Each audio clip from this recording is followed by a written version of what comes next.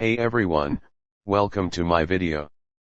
In this video, we're going to be exploring the fascinating world of psychology. We'll be talking about everything from the different branches of psychology to the latest research in the field. And we'll also be exploring how learning about psychology can help you not only understand yourself and others better, but also master new languages through translation.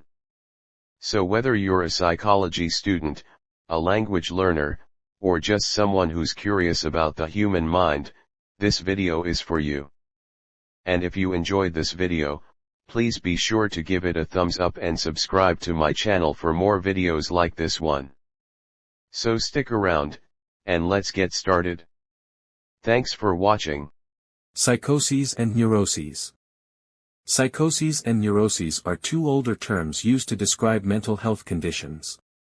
They are no longer the preferred diagnostic terms used by mental health professionals, but understanding the difference between them can still be helpful.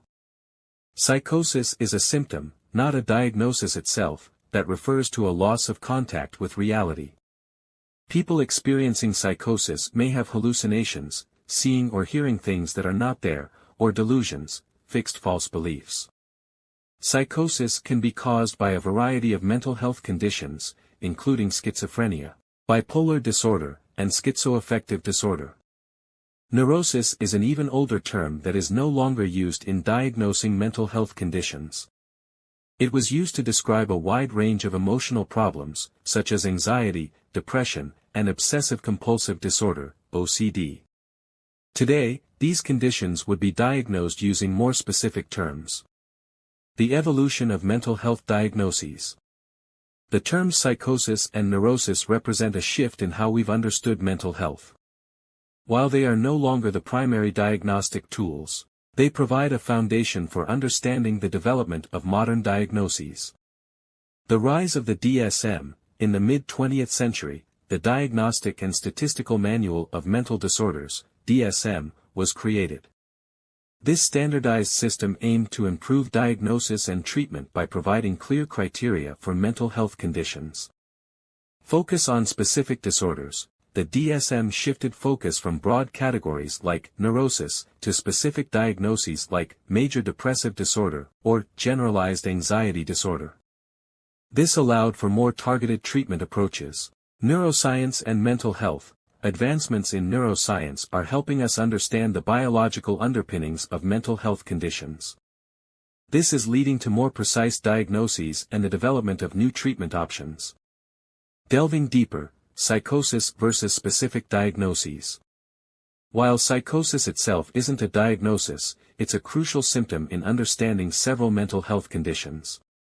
Here's how psychosis can manifest in different disorders. Schizophrenia. This chronic and severe condition involves hallucinations, delusions, disorganized thinking, and abnormal behavior. Schizoaffective disorder. This combines symptoms of schizophrenia with mood disorders like depression or mania.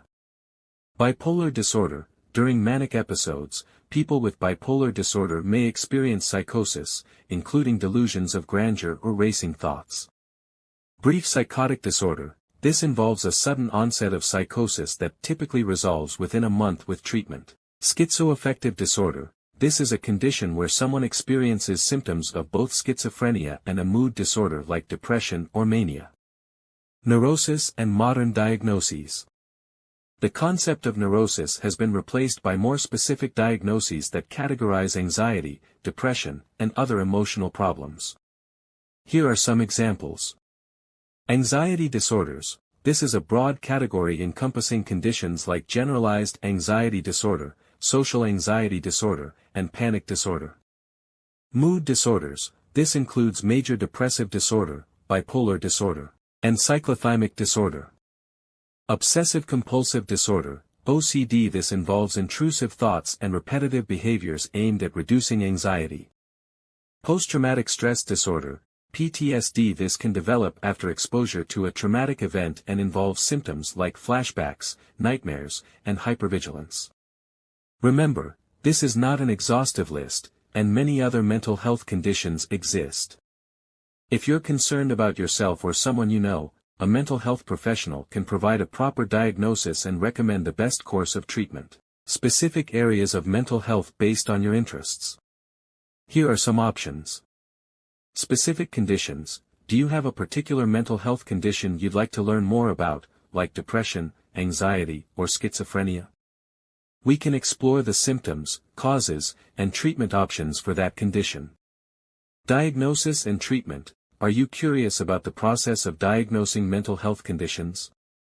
We can discuss how mental health professionals use tools like interviews and psychological tests to arrive at a diagnosis. We can also explore different treatment options, including therapy, medication, and lifestyle changes. Mental health resources. Finding the right resources for mental health support can be overwhelming. We can explore resources like online tools, support groups, and helplines that can provide assistance. Is there a specific area that interests you the most, or would you like a general overview of something else?